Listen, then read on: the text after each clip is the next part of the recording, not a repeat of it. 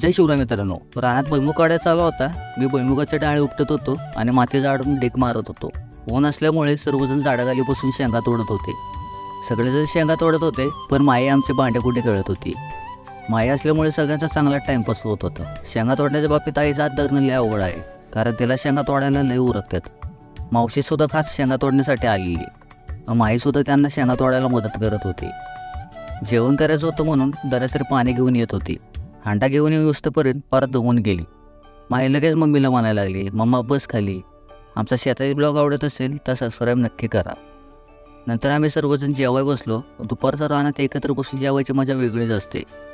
जेवण करून मी पाणी आणायला विहिरीकडे गेलो. पाणी बघून पोहू वाटत होतं. खरं तर फिल्टरच्या पाण्यापेक्षा हे पाणी कधी भारीच आहे. हांडा भरून घेतला आणि जरा पाणी पिऊन घेतलं, कारण उन्हातून आलेलो. नंतर राहिलेले डाळे उपटून घेतले. दिवस पण मावळत आलेला आणि शेंगा तोडण्याचे काम पण उरकत आलेले.